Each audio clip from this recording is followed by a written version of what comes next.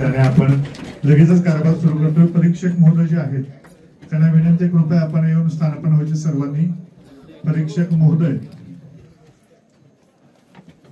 प्रत्यक्ष काल्पनिक जरी ही संसद असली तरी भविष्यात संसदेत जाण्याची संधी आपल्या प्रत्येकाला एक दिवस का होईना वेगवेगळ्या पदांवरती बसण्याची संधी मिळालेली आहे। परीक्षकांना विनंती, कृपया सर्व सदस्य लक्ष द्या।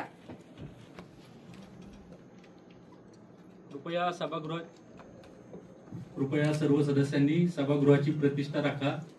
सर्वांनी आता सध्या शांतता बाळगा।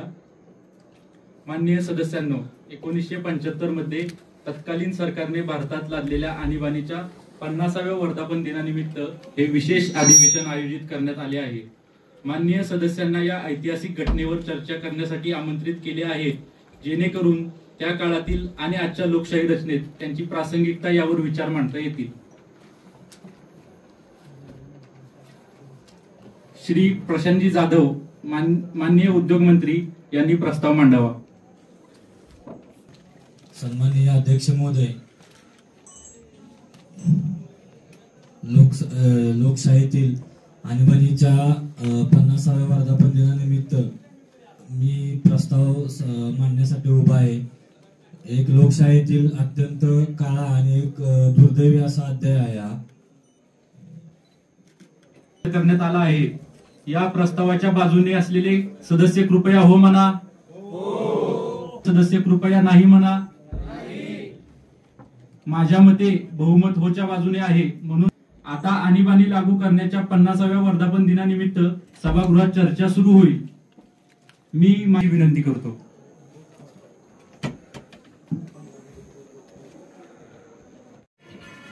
आज मी या प्रतिष्ठित सभागृहात उभा राहून या दिवसाचे महत्त्व आणि आपल्या लोकशाहीसाठी यामधून मिळालेला संदेश आठवून जबाबदारीच्या भावनेने माझे विचार मांडत आहे। दुर्दैवाने आजचा दिवस हा संविधान हत्या दिवस म्हणून ओळखला जातो। आजच्याच दिवशी एक तरुण आणि आशावादी देश लोकशाहीवर प्रथमच आघात झाल्याचा साक्षीदार झाला आणि भविष्यातील अंधाराच्या दिशेने ढकलला गेला। पंतप्रधान या नात्याने मी या पदाच्या प्रतिष्ठा आणि जबाबदारीला पूर्णपणे समजतो। आपल्याला मिळालेली शक्ती ही नेहमी जनतेची सेवा व आपल्या लोकशाहीच्या मूल्यांचे रक्षणासाठी वापरली पाहिजे। इतिहासाने दाखवून दिले की सर्वोच्च पदांचाही गैरवापर होऊ शकतो, ज्यामुळे आपल्या लोकशाहीची नीती ढासळू शकते। या सत्यतेचे भयंकर उदाहरण म्हणजे 25 जून 1975 सालची ती रात्र। त्या रात्री जेव्हा माजी तत्कालीन पंतप्रधानांनी आणीबाणीची घोषणा केली आणि ती मध्यरात्र होती। या लोकशाहीसाठी बनवलेल्या सर्व संस्था, सर्व संविधानाने घालून दिलेले कायदे कलम हे सर्व पायदळी तुडवून ही अशा प्रकारे सत्तेचा दुरुपयोग होऊ शकतो व संविधान आणि मूल्यांविरोधात असा एक प्रकार होऊ शकतो, याचं अतिशय आज दुःख होतं। आदरणीय अध्यक्ष महोदय, मी या सभागृहाला विनंती करतो की त्या काळात ज्यांचे आवाज बंद करण्यात आले, ज्यांचे स्वातंत्र्य हिरावून घेण्यात आले, अशा असंख्य नागरिकांना 1 मिनिट मौन राखून श्रद्धांजली वाहण्यात यावी। मी हा ठराव आपल्याकडे सादर करतो की आपण ज्या 25 जून 1975 साली ज्यावेळी अशा प्रकारचे आणीबाणी लागू केली मध्यरात्री, त्यामध्ये अनेक लोकांना, अनेक देशातील नागरिकांना वाहण्यात यावी। त्यांच्या बलिदानामुळे आणि लोकशाही विषयीच्या आस्थेमुळे 1975च्या त्या काळोख्या आणीबाणीचे काळात कठीण परीक्षा दिली। अध्यक्ष महोदय, मला विश्वास आहे यावर विरोधी पक्ष चर्चा पण करेल, काही टीका देखील होतील, पण तेव्हा त्यांच्या प्रिय नेत्या इंदिरा गांधी यांनी या निर्णयाद्वारे देशभरात भीतीचे वातावरण निर्माण केले, त्यामुळे देशाचा रस्ता ठप्प झाला। पद्धतीने हा सर्व प्रकार घडवून आणला. यामुळे देशाचे जे नुकसान झाले ते नुकसान न भरून येणारे आहे. 1975 साली ज्यावेळी आणीबाणी लावली त्यावेळेचे काँग्रेसचे अध्यक्ष म्हणाले की इंदिरा ही इंडिया आहे और इंडिया ही इंदिरा आहे. मला असं वाटतं की ही विचारसरणी, त्यांच्यातली विचारसरणी ही आजही काही बदललेली दिसत नाही. मी पाहतो की आजही काही लोकांची मानसिकता तीच आहे. आज लोकांना आपला हक्क जागरूकतेने प्राप्त करावा लागतो, मात्र त्यांना आपल्याला अधिकार सहज मिळाले नाहीत हे सांगितले पाहिजे. अध्यक्ष महोदय, 1975 सालची आणीबाणी ही आपल्या देशातील इतिहासात फक्त एक काळा अध्याय नाही, तर जगातील सर्वात मोठ्या लोकशाहीच्या हत्येचा कडवा इतिहास आहे. आणि तो कडवा इतिहास आपण स्मरण करणे गरजेचे आहे, जेणेकरून हे पुन्हा होणार नाही. सत्तेपासून चिटकून राहण्यासाठी कोणी किती खाली जाऊ शकतं याचं या काळात उदाहरण मिळाले. जनकल्याण त्यांच्या मनात नंतर येते, पण सत्तेचे रक्षण हेच त्यांच्यासाठी त्या काळीही महत्वाचे होते आणि आत्ताही महत्वाचे आहे. श्रीमती इंदिरा गांधी यांची सत्तेवरची पकड सैल झाल्यानंतर त्यांनी संपूर्ण देशाला आणीबाणीच्या अंधारात ढकलण्याचा निर्णय घेतला. 1971 मधील त्यांच्या निवडणुकीला बेकायदेशीर ठरवण्यात आले. इलाहाबाद कोर्टाने तसा निर्णय सुद्धा दिला की इंदिरा गांधी या पुढची निवडणूक लढवू शकत नाही. आपली सत्तेपासून गळचेपी होती, आपल्याला त्रास सहन करावा लागतोय आणि आपण सत्तेशिवाय राहू शकत नाही, आपण स्वतःच पंतप्रधान पाहिजे या भूमिकेत असणाऱ्या इंदिरा गांधींनी त्या काळी फक्त स्वतःचा बचाव करायसाठी ही आणीबाणी लादली. त्यांचा अहंकार, पण त्यांनी देशाच्या कायद्याचा आदर नाही केला आणि राष्ट्रपतींवर मध्यरात्री राष्ट्रपतींची स्वाक्षरी घेऊन प्रसार माध्यम आणि सर्वच गोष्टींवर त्यांनी बंदी घातली आणि सामान्य माणसाला या देशात जगणं सामान्य माणसाचं अवघड केलं. अशा परिस्थितीत त्यांना अहंकार, अधिकाराच्या भावना इतक्या तीव्र होत्या, त्यांनी राष्ट्रपतींवरही संविधानाच्या विरुद्ध दबाव आणला आणि शेवटी एका रात्रीत आणीबाणीवर स्वाक्षरी केली. संदेश स्पष्ट होता, एखाद्या व्यक्तीच्या खुर्चीचा, न्याय व्यवस्थेचा आणि देशाच्या नागरिकांचा आदर करण्यापेक्षा सत्ता हीच आपल्या दृष्टीने महत्वाची आहे, अशा पद्धतीचं वर्तन हे तत्कालीन पंतप्रधान इंदिरा गांधींनी केलं. त्याच्या नावाखाली विनाकारण कैद करण्यात आलं, काहींवर अमानुष अत्याचार केले, काही जण हृदयविकाराच्या झटक्याने जेलमध्येच मृत्युमुखी पडले.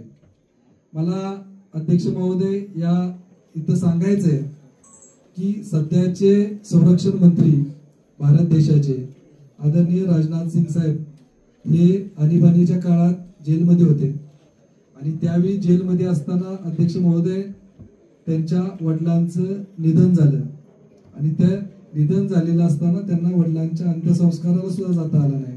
एवढ्या भयंकर स्वरूपाची ही आणीबाणी लादली होती आणि याच्यात आत्ताच्या मंत्र्यांना पण घरातल्यांना त्रास झाला, पण त्यावेळी सुद्धा बरेच लोकांना ज्यांनी सत्याग्रह केला अशा लोकांना प्रचंड त्रास दिला गेला. या त्रासाचं म्हणजे जर तो त्रास आठवला तर आता जी परिस्थिती आहे ही परिस्थितीला आपण म्हणजे त्यावेळी जगू शकत नव्हता माणूस, अशी परिस्थिती होती. मी सर्व खासदार महोदयांचं, लोकसभा सदस्यांचं आभार व्यक्त करतो, अभिनंदन करतो, कारण आणीबाणी ही पूर्णपणे समजून घ्यायला पाहिजे. जर आपण आणीबाणी जर समजू शकलो नाही तर आपण उद्याचं भविष्य हे देशाला वाचवू शकत नाही. त्यामुळं आपण इतिहास जपत राहायला पाहिजे, कारण ज्या घटना विसरल्या जातात त्या पुन्हा घडतात. आपल्याला या गोष्टी आजही लक्षात ठेवल्या पाहिजेत. त्यावेळी काय झालं होतं, काही नाही, जर आपण ह्या गोष्टी जर विसरला तर या गोष्टी पुन्हा घडू शकतात. ही आपली जबाबदारी आहे.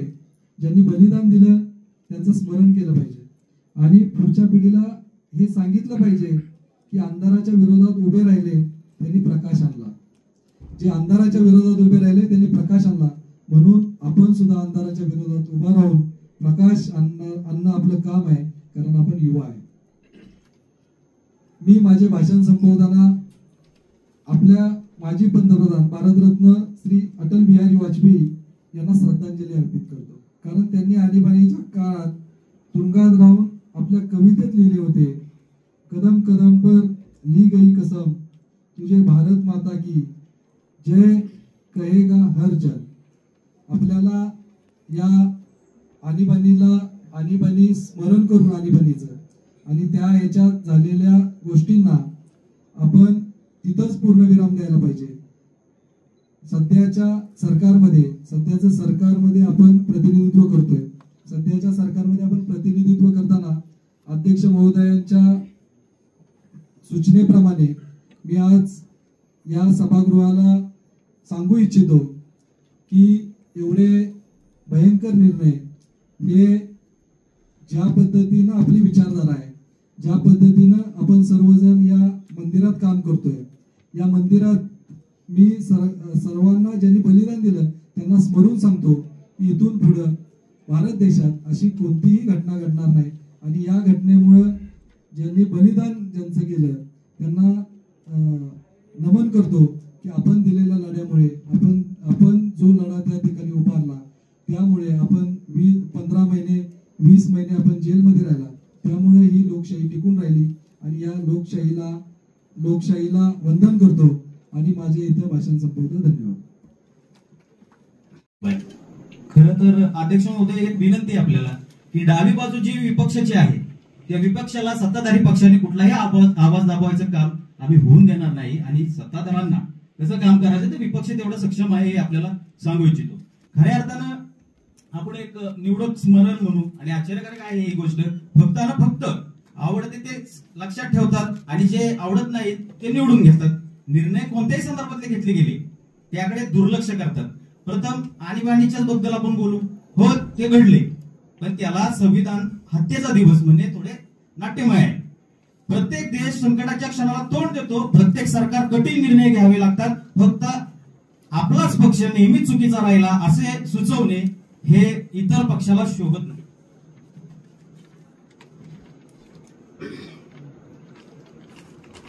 ह्या गैरसमजुतीच्या गोष्टी आहेत, गैरसोयीच्या गोष्टी आहेत. सत्याकडे दुर्लक्ष करणे. पंतप्रधान सत्तेच्या गैरवापराबद्दल बोलतात, पण आपण हे विसरू नये की दुरुपयोगचीच व्याख्या ही सत्तेत कोण आहे व विरोधी कोण आहे यावर अवलंबून असते.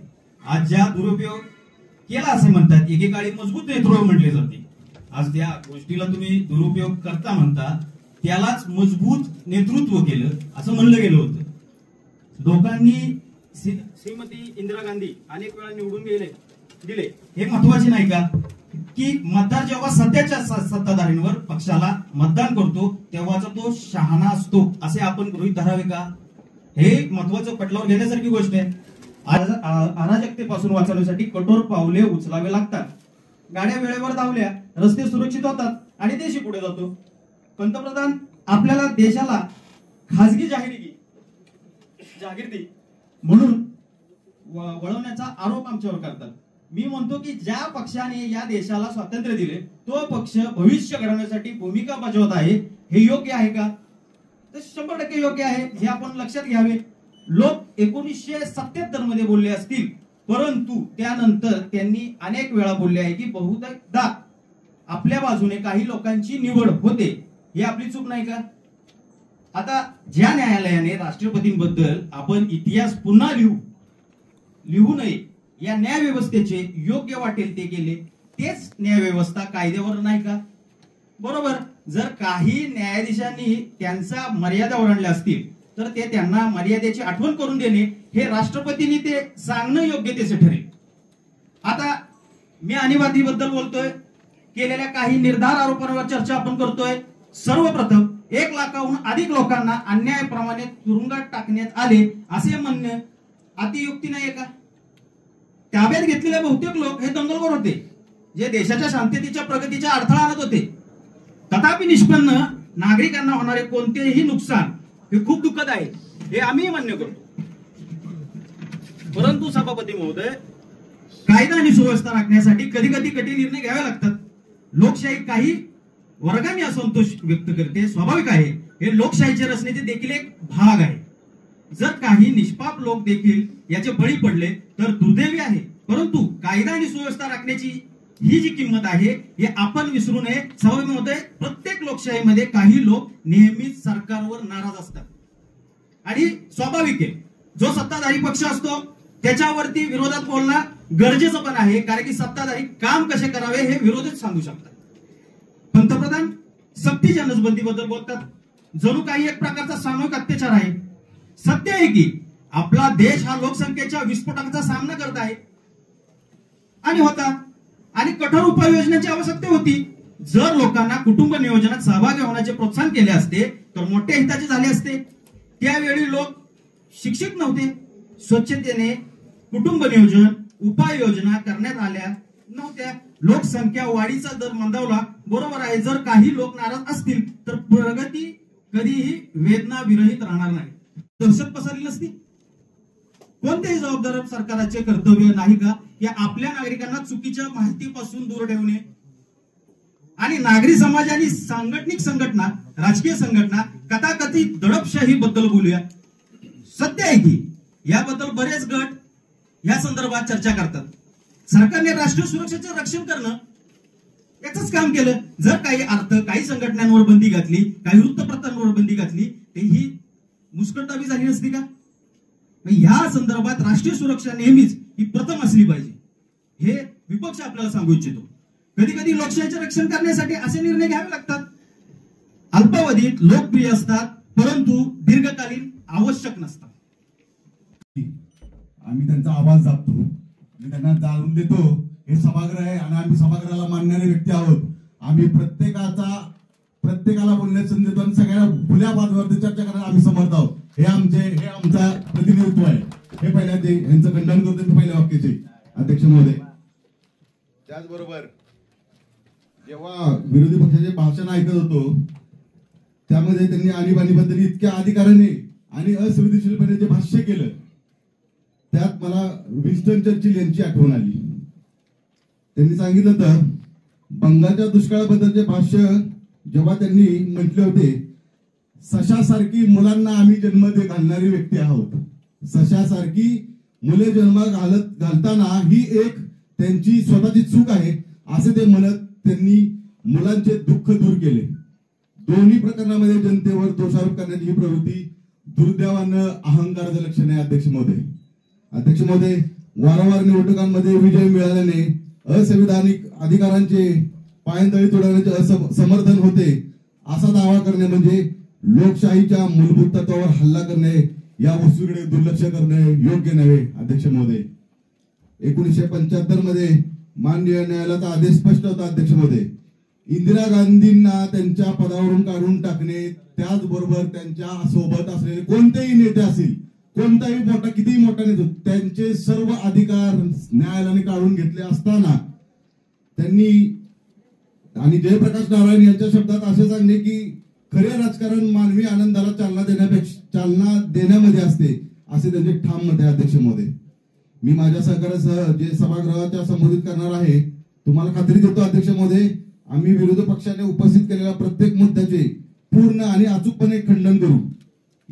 आम्ही या घटना कशा घडल्या ज्यामध्ये लोकांचे जीव गेले अशा घटनांचा समावेश आहे याची मी सभागृहाला आठवण करून देईन. अध्यक्ष महोदय, आठवणी पुसट झाल्या आहेत किंवा कधीच मुख्य प्रवासी चर्चेत आल्या नाहीत. झालेल्या चुका आणि त्यातून आपण कोणते धडे शिकतो हे शिकलं पाहिजे. अध्यक्ष महोदय, मी याची विरोधी पक्षाला जाणीव करून देतो. त्याचबरोबर अध्यक्ष महोदय, 1971च्या निवडणुकीत दोन मिनिटं अध्यक्ष महोदय, 1971च्या निवडणुका आपण आठवूया जेव्हा श्रीमती इंदिरा गांधी आणि काँग्रेसला यांनी मोठे यश मिळवलं. 352 सीटा त्यांच्या निवडून 100% यश योग्य आहे. 352 सीटा मिळाल्या त्यांचं कौतुकच आहे. पण हे यश खरोखर सत्य होतं, सत्य जनतेचं निवडून आला तर काय काळाबाजार केला होता याचंही त्यांनी उत्तर द्यावं. अध्यक्ष महोदय, हातवारे करू नका, सभागृहाचा नियम पाळा. हातवारे करू नका. तो विजय प्रामाणिक होता का, मला फक्त एवढं त्यांना विचारायचं अध्यक्ष महोदय. आणि याचं उत्तर तर 100% नाहीच आहे. आणि कारण हे मी सांगत नाही, उच्च न्यायालयाने अलाहाबादच्या कोर्टाने दिलेला निकाल आहे की ह्यांनी कोणत्याही गोष्टीत आक्षेप करू नये, तरीही त्यांनी हे केलं आणि आणीबाणी लावली, सगळ्या जनतेची गैरसोय करून टाकली. ज्याप्रमाणे विरोधी पक्षाने आता जे म्हणले की न्याय व्यवस्था स्वतःहून काम करत नाही, अगदी तसंच घडले अध्यक्षमध्ये. उच्च न्यायालयाने निवडणूक अवैध घोषित केली, ज्यामुळे श्रीमती गांधीजी सत्तेवरील निर्विवाद दावा संपुष्टात आला. हा एक प्रश्न बनला. त्यांनी अपील केले तरीही सर्वोच्च न्यायालयाने त्यांना दिलासा दिला नाही, त्यांना अपेक्षित असले दिले नाही. न्यायालयाने उच्च न्यायालयाच्या आदेशाला स्थगित दिली नाही, परंतु या अटींवर देखील अंतिम निर्णय येईपर्यंत संसदेचं मतदान करू शकणार नाही. अध्यक्ष महोदय, सन्माननीय संरक्षण मंत्री, आपण आपलं भाषण संपवा. एकच मिनिटाचा फक्त विषय राहिलेला आहे, त्याहून पुढे जाऊन तुम्हाला सांगतो अध्यक्ष महोदय, त्यांनी तत्कालीन राष्ट्रपतींना एक गुप्त पत्र पाठवलं होतं.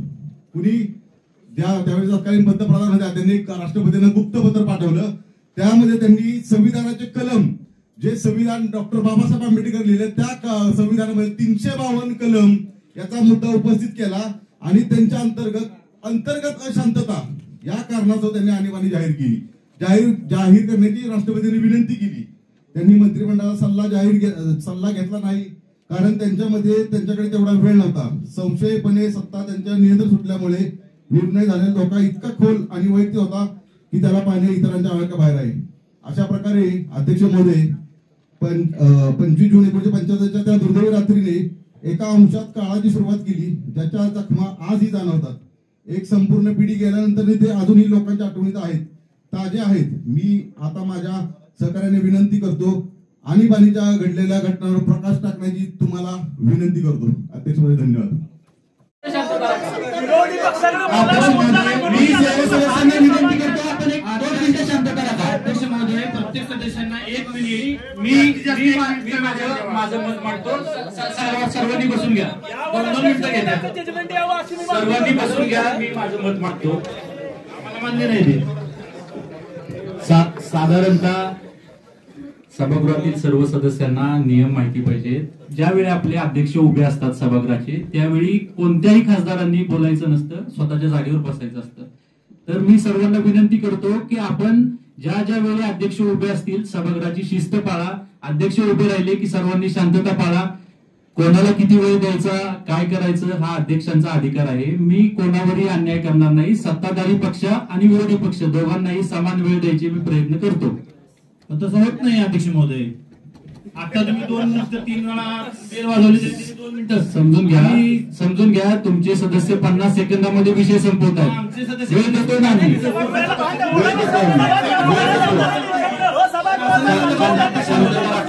अध्यक्ष महोदय, विषय क्रमांक 4 कठोर कायद्याअंतर्गत मनमानी अटक आणि कोठडीतील गैरवापर. माननीय उद्योग मंत्री श्री प्रशांत जाधव. धन्यवाद अध्यक्ष महोदय.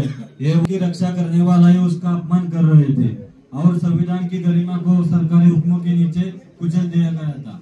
इन काले कानूनों के तहत हजारों लोगों की रात के अंधेरे के नीचे घर से खींच लिया गया, न्याय की किसी भी संभावना से वंचित किया गया और चुपचाप मारने लगे, छोड़ दिया गया, जबकि उनकी रक्षा करने वाली ये व्यवस्था उनके सबसे बड़ा उड़ीपन बन गई थी. माननीय सदस्य अटल बिहारी वाजपेयी, LK आडवाणी और जयप्रकाश नारायण जैसे नेता ही नहीं बल्कि आम छात्र, पत्रकार और कार्यकर्ता भी आधी रात को अपने घर से उठा लिए गए. उनका अपराध सिर्फ यही था कि उन्होंने सत्ता के सामने सच बोलने का साहस किया या फिर झुकने से इनकार किया. न कोई आरोप, न कोई मुकदमा, सिर्फ इन काले कानूनों की छाया में अनिश्चितकालीन हिरासत. कांग्रेस सरकार ने उस कहावत से हकीकत बना लिया, रक्षक बना भक्षक. जब जिनसे सुरक्षा की उम्मीद थी वही जनता के लिए सबसे बड़े खतरे बन गए थे. संविधान की रक्षा की शपथ लेने वाली नौकरशाही और पुलिस ही दमन का और औजार बन गई. शाह आयोग की रिपोर्ट बताती है कि किस तरह अधिकारियों से नई झूठे नजरबंदी आदेश बना दिया, दस्तावेज को बैंक डेट में तैयार किया और अत्याचारों पर जानबूझकर आंखों बुल दी.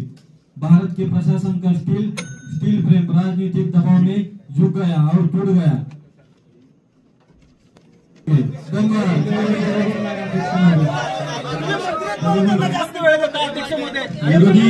विरोधी पक्षाला सुद्धा तेवढाच वेळ देण्यात येईल, काळजी करू नका. अध्यक्षामध्ये तुम्ही 3-3 वेळा बोल वाजवू सुद्धा विरोधी पक्ष नेते नाही असं नाही तुम्ही अन्याय विनंतीनुसार विरोधी पक्षाला सुद्धा तेवढाच वेळ देण्यात येईल. तुम्ही देतो नाही तुम्हाला 5 मिनिट एक्स्ट्रा देण्यात येतील. नाही आम्हाला त्यांना द्या आम्ही बोलणार नाही.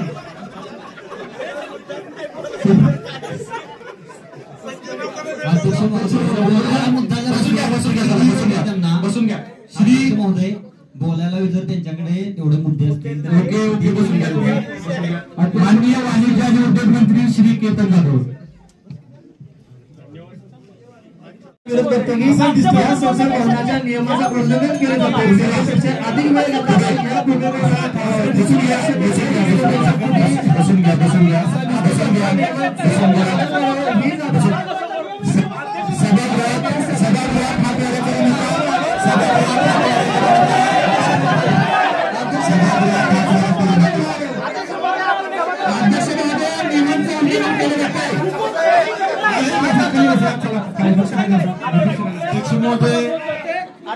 अशाच प्रकारे 1975 साली सुद्धा गळचिप्पी झाली होती आमच्या भाषणात. केतनजी संपूया आपण.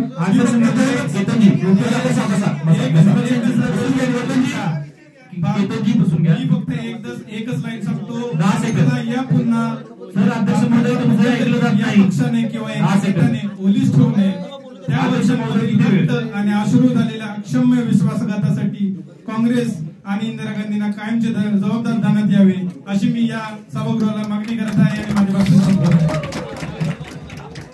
मी सर्व सभागृहातील सदस्यांना विनंती करतो कृपया शांतता राखा. आपल्या सभागृहातील कर्मचारी बऱ्यापैकी सत्ताधारी पक्ष आणि आपले विपक्षातील खासदार गारटलेले दिसत आहेत. थोडस एसी बंद केला तर चालेल थोडा वेळ. जसे की आपले पंतप्रधान चिन्मयजी बोलले, आपातकाल भारत लोकतंत्र इतिहास पर काला धब्बा है. इंदिरा गांधी के नेतृत्व में कांग्रेस सरकार ने दुनिया के सबसे बड़े लोकतंत्र को डर के किले में बदल दिया था. जैसे कि वह दौर था जब न सोचने की स्वतंत्रता थी न बोलने का अधिकार था. चौरावरचे बस दर नाहीतर आपल्याला निलंबित केलं जाईल. सभागृहाची शिस्त पाळा. विरोधी पक्ष असू द्या किंवा सत्ताधारी पक्ष असू द्या, सभागृहाची शिस्त पाळा. खाली बसून कोणी बोललं तर त्याला निलंबित केलं जाईल. माननीय अध्यक्ष महोदय, जेल की दीवारों पे भीतर इंसानियत की जिंदा जलाया जा रहा था. बाहर के शहरों में, गांव में, सड़कों पर खौफ का राज था. तब किशोर अवस्था में रहे रजत शर्मा को सिर्फ विरोधी के पर्चे बांटने के आरोप में गिरफ्तार किया गया था. उन्हें बेरहमी से पीटा गया, बैलों से कुर्सी से बांध दिया, जख्मों से खून बह रहा था. उन्होंने 10 महीने तिहाड़ जेल में बिताए, जहां कानून एक क्रूरता के औजार में बदल चुका था. अध्यक्ष महोदय, कांग्रेस सरकार की पकड़ इतनी कठोर थी कि कोई भी छोटा विरोध भी क्रांति जैसा महसूस होता था. बच्चों की सच्चाई नहीं, खामोशी की लिटाई जाती थी. अध्यक्ष महोदय, लोकतंत्र की रीढ़ कहे जाने वाली अफसरशाही सत्ता के इशारों पर चलने वाली कठपुतली बन चुकी थी. मुंह में राम बगल में छुरी, ऐसी उन लोग की बातें थी. पर हर अंधेरे के पास सवेरा जरूर आता है. आज इस सवेरे में मैं भारत माता को नमन करता हूँ. जय हिंद. तेव्हा न्यायाचा आवाज नव्हता, सत्याचा प्रकाश नव्हता, फक्त नियम एकच होता, शांतता ही सुरक्षितता. मान्य सदस्यांनी आपल्या समोर अधोरेखित केल्याप्रमाणे जर तुम्ही विचार करण्याचे आणि बोलण्याचे किंवा कुणाला काही सरकारी विरोधात बोलण्याचे जर धाडस केले तर तुम्ही सर्व काही गमावण्याचा धोका पत्करतो. म्हणजे तुम्हाला अटकच केली जायची. सर्व रस्ते त्या काळची मतांच्या आक्रोशांनी प्रतिध्वनित झाले. माझ्या मुलाला कोणत्या गुन्ह्यात उचलण्यात आले हे आपल्या आईला सुद्धा माहित नव्हते किंवा त्याच्या वडिलांना सुद्धा कळलेले आजपर्यंत कळलेले नव्हते. याचंच मी एक आपल्याला उदाहरण सांगतो. केरळमध्ये श्री शिवदासन हे अटक केलेले एका अमानुष पोलीस कृतीला सामोरे जाणाऱ्या 8,000 लोकांपैकी एक होते. त्यांना आठवते, ते सांगतात की दिवसभर मारहाण करण्यात आली, दोरीने बांधण्यात आली, इकडे तिकडे पळवण्यात आले आणि वारंवार रायफलच्या बटांनी कसे मारण्यात आले. 9 दिवसांच्या सतत छळानंतर त्यांना तिरुवनंतपुरमच्या मध्यवर्ती तुरुंगात पाठवण्यात आले, जिथे त्यांनी 16 महिने घालवले. या काळात त्यांना केवळ शारीरिक दुखापत झाली नाही तर त्यांच्या आत्म्यात ही खोलवर जखमा झाल्या. ते अजूनही आपण त्याचे पडसाद आपण आजही पाहतच आहोत. त्यावेळेचे राष्ट्रीय स्वयंसेवकांचे सरसंघचालक प्रमुख असलेले वैकम गोपकुमार यांना या निषेधाचे नेतृत्व केल्याबद्दल अटक करण्यात आली होती. पोलिसांनी त्यांचा सतत 16 दिवस छळ केला. त्यांचे डोके भिंतीवर आपटले आणि त्यांना इतक्या गंभीर दुखापती झाल्या की नंतर त्यांच्यावर शस्त्रक्रिया करावी लागली. ते आजही सांगतात की या वेदना माझ्या कायमच्या साथीदार बनल्या आहेत, कारण ते क्रूरतेच्या परिणामाशी झुंजत होते. हे दुःख फक्त तुरुंगापुरते मर्यादित नव्हते. बातमीची वाट पाहण्यावर प्रत्येक घरात, कुजबुजायला शिकलेल्या प्रत्येक आवाजात आणि बेलगाम सत्तेने निर्दयपणे चिरडलेल्या प्रत्येक स्वप्नात ते होते. बोलण्यासारखं खूप आहे अध्यक्ष महोदय. याला आपण विशेष अधिवेशन जरी घेतले असले तर याला 10 दिवसाचे अधिवेशन कमी पडेल, इतका त्रास त्या काळी लोकांनी सहन केला होता. त्यामुळे आज लोकशाहीच्या प्रकाशात उभे राहून मी आपल्यासाठी, त्या काळी आपल्यासाठी लढणाऱ्या अंधारात लढणाऱ्या सर्वांचे स्मरण करतो आणि त्यांना श्रद्धांजली अर्पण करतो. जय हिंद, जय भारत. राजकीय अराजकता, आर्थिक अस्थिरता आणि देशाला अस्थिर करणाऱ्या प्रयत्न करणाऱ्या धोकादायक शक्तींशी झुंजत असताना श्रीमती इंदिरा गांधी आणि काँग्रेस नेतृत्वाने धाडसी आणि निर्णायक पावले उचलली. हो, सरकारने कठोरता दाखवली. हो, असाधारण अधिकाराचा वापर करण्यात आला. आणि हो, शांतता आणि स्थिरतेला धोका निर्माण करणाऱ्यांना ताब्यात घेण्याचे अधिकार अधिकाऱ्यांना देण्यात आले. हा गैरवापर नव्हता, तर सुव्यवस्था, शिस्त आणि एकता पुनर्संचयित करण्यासाठी आवश्यक पावले उचलण्यात आली. अंतर्गत सुरक्षा कायदा, MISA, प्रेस सेन्सॉरशिप आणि अगदी वादग्रस्त लोकसंख्या नियंत्रण मोहीम 1 हे सर्व राष्ट्रीय सुरक्षा आणि सामाजिक प्रगतीचा मोठ्या हितासाठी घेतले गेले. जेव्हा देशाची एकता धोक्यात येते तेव्हा कठोर निर्णय घ्यावे लागतात आणि काँग्रेसने तेच केले. राष्ट्रीय हितासाठी घेतलेल्या निर्णयांबद्दल आम्ही माफी मागत नाही. ज्याला सत्तेचा गैरवापर म्हटले जात आहे ते प्रत्यक्षात लोकशाहीचे जमावशाही आणि अराजकतेत ऱ्हास होण्यापासून रोखण्यासाठी संविधानातील तरतुदीचा जबाबदार वापर होता.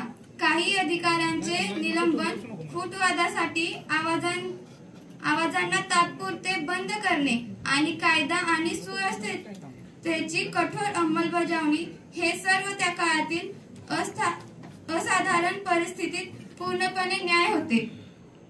पण सभापती महोदय, खरा ढोंगीपणा आज सत्तेत असलेल्या आणि निवडक नाराजगी दाखवणाऱ्यांचा आहे. इतिहास साक्षीदार आहे की इंदिरा गांधींच्या नेतृत्वाखाली भारत संकटाच्या उंबरठ्यावरून वाचला. त्यांनी देशासाठी जे काही आवश्यक होते ते केले. एवढे बोलून मी थांबते.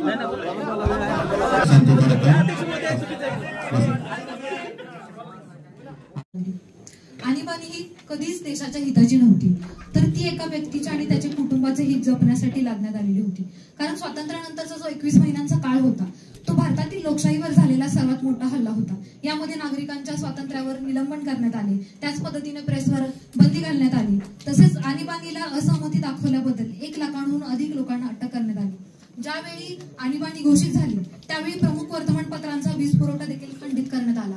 मला या ठिकाणी सांगावंसं वाटतंय की आणीबाणीच्या काळात प्रमुख विरोधी पक्षातील नेत्यांना देखील मोठ्या प्रमाणात अटक करण्यात आली. ज्या विरोधी पक्षातील नेत्यांनी या आणीबाणी विरुद्ध आवाज उठवले असे आदरणीय अटल बिहारी वाजपेयीजी, आदरणीय लालकृष्ण अडवाणीजी, त्याच पद्धतीने ज्यांनी छत्रपतींच्या राजमाता विजयराजे सिंधियाजी, जयप्रकाश नारायणजी, मोरारजी देसाईजी अशा अनेक नेत्यांना तुरुंगात टाकण्यात आले. हे सर्व लोक कधीच गुन्हेगार नव्हते, तर ते एका लोकशाहीचे रक्षक होते. यांना अटक करण्यामागे एकच उद्देश होता की सरकारला जो विरोध करेल, जो अन्यायाच्या विरुद्ध लोकांना एकत्र करेल, त्यांना थांबवण्याचा.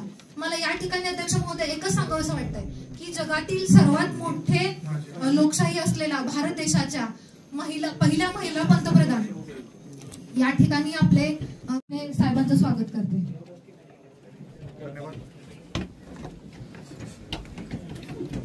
अध्यक्ष महोदय, इंदिरा गांधींच्या सरकारने कधीच शांतता दाखवली, कारण त्यांनी 40,000हून अधिक कार्यकर्ता, महिला आणि वृद्धांसह सर्वांना कोणत्याही खटल्याशिवाय जेलमध्ये टाकण्यात आले. त्यांना त्यांच्या मूलभूत अधिकारांपासून वंचित ठेवण्यात आले. अध्यक्ष महोदय, मला एक शेवटचा मुद्दा या ठिकाणी मांडावासा वाटतो की इंदिरा गांधी या पहिल्या महिला पंतप्रधान असून देखील त्यांनी त्या काळात भारताच्या देशातील अत्यंत महत्वाच्या असलेल्या पदांवर असलेल्या महिला नेत्यांवर देखील अत्याचार केले. महिला अभिनेत्री असलेल्या स्नेहलता रेड्डीजी असतील, जयपूरच्या महाराणी गायत्री देवीजी असतील, अशा नामवंत महिला व्यक्तींना देखील त्यांनी विरोध केला. मला या ठिकाणी एक महिला व बाल कल्याण मंत्री म्हणून या ठिकाणी विरोधी पक्षनेत्याला एक प्रश्न विचारायचा आहे की की जर तुमच्याकडे महिला पंतप्रधान असतील तर तुम्ही अशा महिला नेत्यांना तुरुंगात टाकून त्यांचा छळ कशा पद्धतीने करू शकता? हीच तुमची लोकशाही आहे का?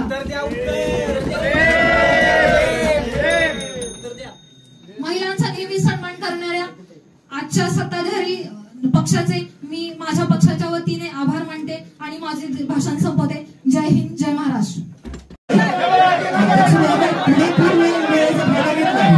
लोकसभेच्या सभागृहाची शिस्त राखा.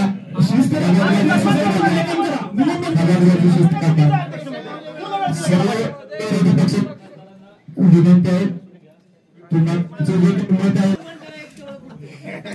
विषय क्रमांक 8 साहित्य आणि सांस्कृतिक अभिव्यक्तीवरील दाबणारा परिणाम, पुस्तके, नाटके आणि सार्वजनिक वादविवादांवर बंदी. माननीय शिक्षण मंत्री विशाल कुलकर्णी. अध्यक्ष महोदय, माझी वेळ चालू होण्यापूर्वी मी या सभागृहाचं लक्ष एका विशिष्ट गोष्टीकडे वळवण्याचा प्रयत्न करतो. केली गेली तर ते दंगेखोर होते. माझा ह्या शब्दाला विरोध आहे. हा शब्द धन्यवाद अध्यक्ष महोदय. आता मी माझं जो विषय आहे त्याकडे बोलतो. आजच्या या विशेष सत्रात आपण स्वतंत्र भारताच्या सर्वात काळ्या अध्यायापैकी एक म्हणजे आपल्या स्मृतींमध्ये जास्त मागे जायची गरज नाही.